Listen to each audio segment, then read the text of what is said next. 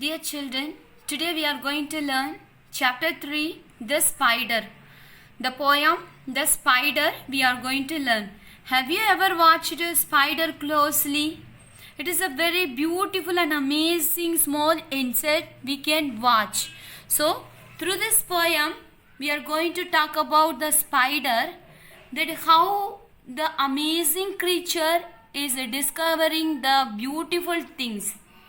So, come let us read the poem, and the poet is comparing to the spider many things. Now, let us see what are the things. With the 6 small diamonds for his eyes, he walks up the summer skies. The spider is having a 6 eyes. The eyes is compared to the diamonds. He walks up the summer sky. Here the poet is meaning the summer sky means in the spider is invisible to see. If you see the spider is flying and walking on the air, we cannot think that it is walking with the legs. That's why the poet is trying to tell it walks upon the summer sky. Drawing from his silken blouse. Silken blouse means it's made of silk. What is your mother is wearing, or what shirt, the silken shirt your father is wearing.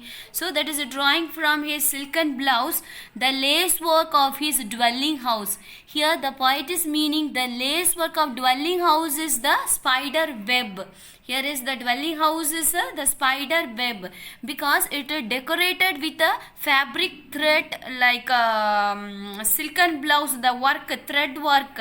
So here the poet is meaning the lace work of his dwelling place. He lays his staircase as he goes under his 8 thoughtful toes, and grows with the concentric flower of his shadowless thin bower. He lays his staircase and he goes. So when he is going up and down like that, it goes. This is the web of the spider. So the spider will go up and down to make a web under his 8 thoughtful toes. This is a toes. The spider has 8 toes. With these toes, it is making a web. It grows with a concentric flower. The meaning of concentric is having the same center like the circle on a target. Here they are meaning the petals of the flower. Concentric means suppose you see the flower. If you see the flower will have some center, and above that there will be the round, the circle, the flower will be there. So here also the web is made like a circle. This is a center place. This is made, the web is made in a circle. That's why this web is poet is comparing to the concentric flower of his shadowless thin bower. The spider bower, the web is made of such a fine silk threads that it caused no shadow. So in the sunlight, we cannot see the shadow in the sunlight. That's why the poet calls it a shadowless bower. His back legs are a pair of hands. They can spindle out the strands of the thread that is so small it stops the sunlight not at all. His back of the legs. So the poet is telling his back of the 2 legs are his hands. Why means his through these legs only he will make the web. These legs work like a pair of hands. That's why the poet is telling the back of legs are pair of hands. They spindle out the strands. They spindle out the strands. Spindle means the wing thread. The wing thread, it will thread.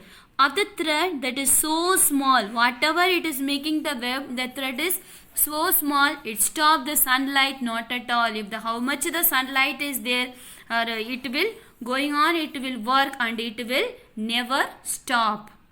He spins himself to the thread of dew, which will harden soon into lines that cut like slender knives across the insect's airy lives. He spins himself to the thread of dew. Threads of dew. Dew means the morning dew. the night is gone with the morning dew, means a coolness. So he will, the thread, while he is making a web, he will feel some kind of coolness. That's why it will not feel the harden to make a web. The lines that cut like a slender knives across the insect's airy lies. Lines that cut like a slender. Slender means very thin, delicate. So knives means the plural form of knife. Knives is the plural form of knives. Across the insect's airy lies. The thread which is making it will be a very sharp. It will cut like a knife across the insect's airy lies. Why the poet is calling a airy lives means the insect will fly like a air to make a web. So the spider skillfully will fly and will make a web that in the airy lies. He makes no motion but is right. He spreads out his appetite into a network, twist on twist. This little ancient scientist. He makes no motion. He will not make any noise. But is right. He spreads out his appetite. The meaning of appetite is a desire to satisfy a bodily need, especially food. So by making a web, it will catch some kind of small insects. So through that it will fulfill the desire of hungry. So it into a net, twist on twist means by turning here and there it will make a web. This still ancient scientist, this poet is telling this spider is a small scientist, because this is the only one scientist who can make all the shapes like line, circle, triangle, angle. So here the spider is making all the shapes. That's why the poet is calling this is a small ancient scientist. He does not know he is unkind. He has a jewel for a mind, and logic deadly as a dry bone, the small son of Equalite's own. He does not know he is unkind. The spider is not knowing, is not aware that spider is killing the other animals for its survival. He has a jewel for a mind. His mind is compared with a jewel. The jewel is very pure. So his mind is as pure as a jewel. And logic deadly as a dry bone. The small son of Equalate's own. The Equalate is a great mathematician. The spider is considered here the Equalate's son. So why it is compared here? So the spider is very genius to draw all the shapes. That is the reason the poet is comparing to the Equalates.